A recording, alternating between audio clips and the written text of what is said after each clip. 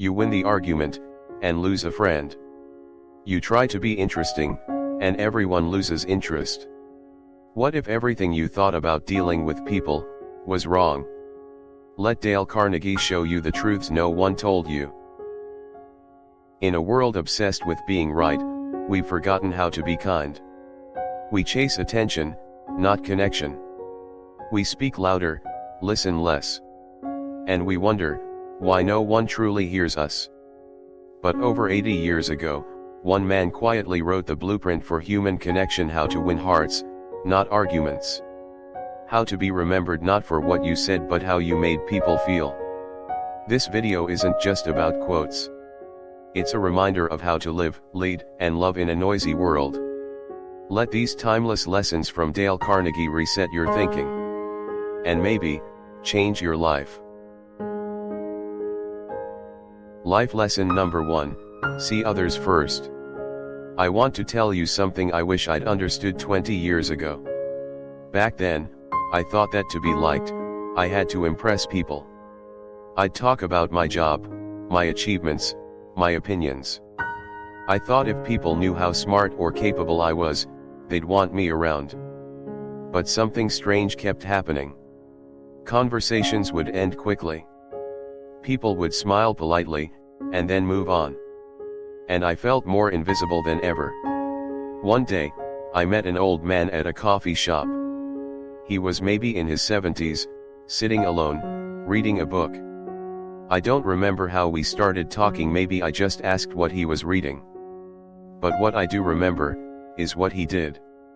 He closed his book, looked at me, and simply said, "Tell me about your life, son." So I did. For the next 30 minutes, I talked. And he listened. Not just with his ears, but with his whole presence. He didn't interrupt. He didn't give advice. He just listened. And when I finally stopped, he smiled and said, "You're doing better than you think." That conversation stayed with me. Not because I impressed him, but because he saw me. Really saw me. And that's when it clicked. Dale Carnegie once wrote, "You can make more friends in 2 months by being interested in other people, than in 2 years by trying to get people interested in you." And he was right. Most of us, especially as we get older, just want to be noticed. Not for what we have, but for who we are. Not for the roles we play: father, mother, manager, worker, but for the person underneath all that. When you take the time to ask someone about their day, really ask and then actually listen, you're not just making small talk. You're giving them something rare: your attention, your presence, your care. And the truth is, that's what makes people remember you. Not what you said, but how you made them feel. So if lately you've felt disconnected, like friendships don't come as easily anymore, try this: next time you meet someone, old friend or stranger, ask them about their story. Not to respond, but just to understand. And watch how the world opens up to you. Because people don't need more impressive people. They need people who care. That old man at the coffee shop? He never told me his name. But in 10 minutes, he taught me more about connection than any book ever did. So before we talk about influence, let's start with presence. Before we speak to be heard, let's learn to listen first. That's the real beginning. Life lesson number 2, care first, speak later. You know, after all these years, I've come to realize one simple truth: people don't care how smart you are, until they feel safe with you. I used to think that if I just said the right things, gave the best advice, shared my knowledge, fixed the problem, people would appreciate me. But more often than not, they didn't. They'd nod politely, sometimes even thank me, but deep down, I could feel it, they weren't really listening. Not because they didn't understand, but because I didn't make them feel understood. There was this moment that changed me. A few years ago, I visited my sister. She had just lost her job and was feeling completely defeated. I walked in thinking I could fix it. I gave her a dozen ideas, told her how strong she was, quoted statistics about career changes after 40, and then I saw it. Her eyes blank, tired, distant. Finally, she said, "I don't need you to solve anything. I just need you to sit here, and be with me." That hit me hard. You see, I was offering advice, but what she needed was care. Real, quiet, human care. That's when Dale Carnegie's words echoed in my mind: people don't care how much you know, until they know how much you care. It's not the sharpness of your opinion that opens hearts. It's the softness of your presence. Sometimes, it's not the words we say, but the way we say them: a gentle tone, a warm smile, a hand resting silently on someone's shoulder. Those are the things people remember. Especially as we grow older, we realize that emotional connection matters more than cleverness. You can read 1,000 books, have a wall full of degrees, but if people feel judged or dismissed when they're around you, none of that matters. A warm smile, on the other hand, it goes a long way. It says, "I see you. You're safe here. I care." So next time you're tempted to correct someone, or prove a point, pause. Ask yourself, do they need an answer, or do they need acceptance? The truth is, most of us already know what we should do. We just need someone who believes in us while we do it. And that brings us to the next lesson, one that took me even longer to learn: don't criticize, condemn, or complain. Because if care builds connection, then judgment breaks it. Let's walk there together. Life lesson number 3, don't criticize, condemn, or complain. There was a time in my life when I thought pointing out people's mistakes meant I was helping them grow. I'd say things like, "I'm just being honest," or "I tell it like it is." And I thought that made me strong, clear, even wise. But all it really made me was lonely. You see, I had good intentions. When a coworker made a mistake, I'd point it out. When my son came home with a bad grade, I'd lecture him. Even with friends, if I saw something I disagreed with, I'd say it, without thinking twice. And little by little, they started pulling away. Not because they were too sensitive, but because I was too harsh. Then one evening, I overheard my daughter talking to her friend. She said, "Dad always notices what I do wrong. He never tells me what I do right." That stopped me cold. In that moment, I remembered Dale Carnegie's words: don't criticize, condemn, or complain. It sounds simple, but it's anything but easy. Because most of us, especially once we've lived through a few decades, we think we've earned the right to judge. We've seen more, we've experienced more, and we want to save others from pain. But here's the truth I learned the hard way: criticism doesn't build people. It breaks them. It makes them feel small, unseen, unworthy. And no one changes for the better when they feel worse about who they are. You want to influence someone? Start by noticing what they're doing right. Encourage them, even in the small things. Because people rise to the level of belief others have in them. We're all carrying invisible burdens: stress, regret, insecurity. And sometimes, the harsh words we say to someone are the same words they're already repeating to themselves at night. So I began to shift. Instead of saying, "You messed up," I'd say, "I know you're capable of more." Instead of complaining about what's wrong, I'd point out what was still good. And slowly, the people around me changed. Not because I corrected them, but because I believed in them. And maybe that's what we all need: not more advice, but more grace. So if you're about to criticize someone, pause. Ask yourself, am I building a bridge, or burning one? Because if we truly care, as we spoke about in the last lesson, then we must also learn to hold back what hurts and speak more of what heals. And in that spirit, let's explore the power of truly listening, not to reply, but to understand. Life lesson number 4, a name is more than just a name. I once worked with a man named Carlos. He was quiet, the kind of guy who did his job well, kept his head down, and never made a fuss. Most people barely noticed him. They called him hey buddy or man, or sometimes didn't speak to him at all. One day in the break room, I asked, "Carlos, right?" He looked up surprised. "Yeah, how'd you remember that?" "I don't know," I said. "Just did." He smiled. A real smile. The kind that lingers in the eyes. And from that day forward, he opened up. He started sharing more about his family, about his dreams, even about his favorite barbecue spot. Something changed. Not just in him, but in how we related. And that's when I remembered what Dale Carnegie said, a person's name is to that person the sweetest sound in any language. It sounds so simple. But we underestimate just how powerful it is. You see, when you remember someone's name, you're telling them I see you.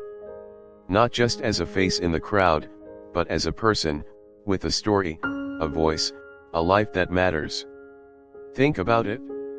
How many times have you heard someone say, "They didn't even remember my name"? It stings. Because deep down, we all want to matter. To be recognized. To not feel invisible. Especially as we get older in a world that sometimes moves too fast, where we feel like we're fading into the background. Hearing your name, spoken with warmth, it reminds you that you still count. So I started making it a habit. Whenever I meet someone new, I say their name back to them. I try to use it again before we part ways. And if I forget, I ask again without shame. Because a name isn't just a label. It's a small way to say, you're not just another person. You're you. And that means something. It's one of the easiest ways to make someone feel important. And isn't that what we're all trying to do? To leave people a little better than we found them. Carlos left the company years ago. But every Christmas, he still sends me a card. And at the bottom, he writes, "Thanks for calling me by my name." So if you want to build trust, start there. Start with the name. Start with respect. Because before we move on to influence, before we talk about how to win people over, we must first show them they matter. Life lesson number 5, influence begins where ego ends. When my son turned 16, he started pushing back. About everything. School, chores, curfew. It felt like every conversation turned into a battle. I'd ask him to do something, he'd question it. I'd explain, he'd roll his eyes. So one night, I sat him down and gave him one of those long father talks. You know, the kind full of advice, life lessons, warnings. I thought I was being helpful. But he just stared at the floor, silent. After a while he said, "Dad, do you even know what I care about?" That stopped me. Because the truth was, I didn't. I'd been so focused on being right, on teaching, on correcting, that I forgot the most important part of connection, understanding. Dale Carnegie said it best, talk in terms of the other person's interests. Not your interests. Theirs. See, we often think influence comes from being clever, saying the right words, having the right facts. But real influence doesn't come from pushing. It comes from aligning. It comes from caring about what the other person cares about. So I changed my approach. I stopped starting conversations with advice. I started asking questions. What are you into these days? What's been stressing you out? What do you want to get better at? I listened. Not to reply, but to learn. And slowly, he began to open up.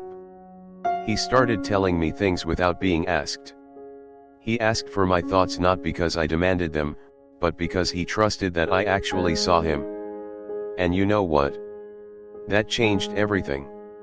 Because people, whether they're 16 or 60, don't want to be convinced. They want to be understood. Especially as we get older, we think we've seen it all. We think we know best. And maybe sometimes we do. But the way to someone's heart isn't through proving your point, it's through understanding theirs. You want someone to hear you? Start by hearing them. You want someone to follow your advice? Start by following their story. That's when ego steps aside, and connection steps in. So next time you're trying to reach someone, a child, a partner, a co-worker, don't lead with logic. Lead with curiosity. And from there, we'll be ready to learn the next lesson, that winning an argument may cost you something far more valuable: the relationship itself. Life lesson number 6, you can win the argument, but lose the person. A few years ago, I got into an argument with my brother. It started small, about politics, of course. But it escalated quickly. He said something. I corrected him. He raised his voice. I raised mine. And before I knew it, we weren't talking about ideas anymore, we were attacking each other. I remember walking away that night thinking, I made my point. I was right. But I didn't feel good. I felt empty. We didn't speak for 3 months. And every time I looked at my phone, I thought, was it worth it? Dale Carnegie once said, the only way to get the best of an argument is to avoid it. At first, that felt weak to me. Avoid it? Why not stand your ground? Why not speak the truth? But here's what I've learned: being right doesn't always make things right. Because when we argue to win, we often lose what matters most, the relationship. See, arguments rarely change minds. They usually just harden hearts. Why? Because when someone feels attacked, they don't listen to understand. They listen to defend. And the more we push, the more they pull away. Especially in today's world, so divided, so loud, people don't need more opinions thrown at them. They need more space to feel heard, to feel respected. It took time, but eventually, I called my brother. I didn't lead with facts. I led with this: hey, I miss you. I care more about us than about who was right that night. He paused. And then he said, me too. We never did settle that debate. But we got our relationship back. And that meant everything. So here's the truth: you can be right, and still be wrong in how you deliver it. You can win the battle, and lose the bond. As we get older, we realize that peace is more valuable than pride. That understanding someone is more important than proving them wrong. So next time you feel the urge to argue, ask yourself, is this worth the silence that might follow? Because often, the real strength isn't in what you say but in what you choose not to say. And that leads us to the next lesson: if you want someone to change, maybe the change has to start with you. Life lesson number 7, if you want to change someone, start with yourself. I used to believe that if people around me would just change, my life would be easier. If my coworker were more responsible, if my spouse were more understanding, if my kids would just listen. But over time, I started to notice something: the harder I tried to change them, the more frustrated I became. One night, I was venting to an old friend over coffee. He let me ramble for a while, then said something I'll never forget: maybe the lesson isn't about changing them. Maybe it's about changing the way you show up. That hit me like a brick. Because up until that point, I'd been pointing fingers outward. But I hadn't looked inward. That's when I came back to Dale Carnegie's words: if you want to gather honey, don't kick over the beehive. Think about that. You don't get sweetness by attacking. You get it by being gentle, consistent, and patient. So I started changing small things. At work, instead of blaming my coworker for always being late, I began checking in with him earlier with kindness, not frustration. At home, instead of raising my voice, I asked more questions. Instead of demanding, I started modeling what listening looks like, what calm sounds like, what respect feels like. And you know what? People responded. Not overnight, but slowly. Because when you change, you shift the energy in the room. You change what people mirror back. It's like dropping a pebble in water. The ripple starts with you, but it touches everything around you. Especially as we age, it's tempting to think we've already done all the changing we're going to do. But the truth is our growth doesn't stop at 40 or 50 or even 70. Sometimes the biggest breakthroughs come not when life changes, but when we do. So the next time you find yourself thinking, if only they would, try asking, what if I did? Because influence begins not with control, but with example. And maybe the most powerful way to help someone else rise is to quietly rise first. And that leads naturally to our next truth: before anyone listens to your words, they feel your heart. Life lesson number 8, people feel your heart before they hear your words. A few winters ago, I visited an old friend in the hospital. He had suffered a stroke. Couldn't speak much. Just a few broken words here and there. But his eyes, they said everything. I sat beside his bed, not sure what to say. So I didn't say much. Instead, I just held his hand, watched the snow falling gently outside the window, and breathed with him. After a while, he looked at me and whispered, "Thanks for being here." That was it. No big speech. No advice. Just presence. And in that moment, I realized something powerful: people don't remember your words as much as they remember how you made them feel. We often think communication is about saying the right thing, finding the perfect phrase, the smart comeback, the strong opinion. But long before someone hears your logic, they feel your tone. They read your face. They sense your spirit. And especially as we get older, we learn to pay closer attention not to words, but to energy. You can say "I'm proud of you" with a flat voice and distant eyes, and it means nothing. Or you can say it softly, with warmth and truth behind your gaze, and it stays with someone for years. Dale Carnegie said, "When dealing with people, remember you're not dealing with creatures of logic, but creatures of emotion." That line changed the way I speak to everyone, from my children, to my employees, to strangers on the street. When someone is angry, I ask myself, what pain might be hiding beneath their words? When someone is cold or distant, I try not to take it personally. Because people often wear armor for reasons you'll never see. And sometimes, what they need isn't advice. It's just someone to sit with them, quietly saying, "You're not alone." It reminds me of something Maya Angelou once said: "People will forget what you said, they'll forget what you did, but they will never forget how you made them feel." So now, when I speak, I try to let my heart speak first. Because if there's no love behind the words don't matter. And as we move into the next lesson, we'll explore something just as powerful: how to help others rise, not by praise alone, but by giving them something to live up to. Life lesson number 9, give people a reputation to live up to. When my daughter was 13, she started struggling in school. Her grades dropped, she became quiet, withdrawn, like a light inside her had dimmed.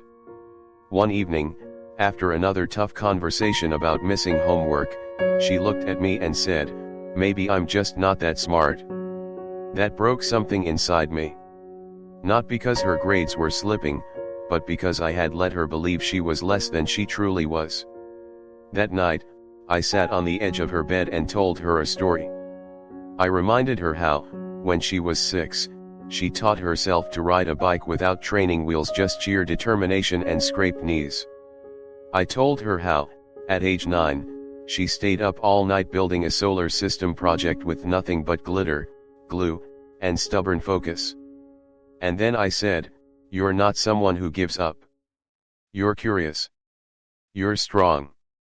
And you figure things out, always have." She didn't say much, but I saw her eyes shift. That moment became a turning point. Over the next few months, she started putting in the work. Little by little, her confidence returned. It wasn't because I pressured her. It was because I gave her a version of herself that she wanted to live up to. Dale Carnegie said, "Give the other person a fine reputation to live up to." It's such a simple idea but incredibly powerful. When you tell someone they're lazy, they retreat. When you call them irresponsible, they live down to it. But when you say, "I know you're capable of more," you hand them a mirror, one that reflects their potential, not just their mistakes. It works with kids. It works with employees. It works with anyone, because deep down, we all want to be believed in. As we age, we sometimes forget the impact our words still have. We assume people should know better by now. But real belief has no expiration date. Sometimes the most life-changing thing you can do is to simply say, "I see something great in you," even if they don't see it yet. Because when someone you trust hands you a better story about yourself, you start trying to live it. So the next time you're about to correct someone, pause. Instead of tearing them down, build something inside them. Let your words be a ladder, not a weight. And with that spirit, let's step into the final lesson. Sometimes, to truly connect with someone, you have to step aside and let them shine. Life lesson number 10, sometimes, let others shine. I used to think leadership meant being the loudest voice in the room. That if I had experience, if I had wisdom, then people should listen and I should speak. But the older I get, the more I realize, real leadership isn't about taking up space. It's about making space for others. I learned that from a man named Tom. Tom was my manager at my first real job, back when I was in my 20s, full of ideas, but nervous, unsure, still figuring out who I was. One day, in a team meeting, I shared an idea. I stumbled through it, too many words, shaky voice, expecting it to be dismissed. But Tom looked at me, smiled, and said, "That's a great idea. Would you like to lead the project?" I was shocked. He didn't correct me. He didn't take credit. He handed me the spotlight, when I didn't even think I deserved it. That experience changed everything. Because when someone believes in you enough to step aside and let you shine, you rise to meet that faith. Dale Carnegie never said it exactly this way, but everything he taught leads to this: true influence is not about control. It's about creating confidence. And sometimes, the best thing we can do for the people around us, our children, our co-workers, our friends, is not to show them how great we are, but to remind them how great they already are. You'd be surprised what people will do when you say, "I trust you. I believe in you. You've got this." It doesn't take much. A word. A look. A little silence at the right moment. Letting someone else speak first. Letting someone else take credit. Letting someone else step forward even when you could have taken the lead. And in doing so, you don't become smaller. You become greater. Because people won't remember you for how many times you were right, or how many achievements you collected. They'll remember you for how you made them feel about themselves. And that is the legacy worth leaving. So as this journey of 10 lessons comes to a close, let me ask you this: who in your life needs to be seen, heard, believed in? And will you be the one to hand them the light? We began this journey with a simple truth: people don't care how much you know, until they know how much you care. And now, 10 lessons later, we've walked through the quiet power of presence, of listening more, criticizing less, and choosing kindness, even when the world teaches us to be louder, stronger, tougher. These are not just quotes. They're reminders. Reminders that even in a noisy world, gentle strength still matters. You may not remember every line. But if just one lesson stays with you, if one moment from this video helps you speak softer, listen longer, or believe in someone a little more, then it was worth it. And maybe, just maybe, you'll pass that lesson on. to a child, a friend, a stranger, someone who needs to hear it, just like you once did. If this video touched something in you, share it with someone who might need these words today. Click like if a lesson resonated. Subscribe if you want more quiet wisdom in a noisy world. And tell us in the comments, which lesson meant the most to you and why. We'd love to hear your story. Because your story might be the lesson someone else has been waiting for.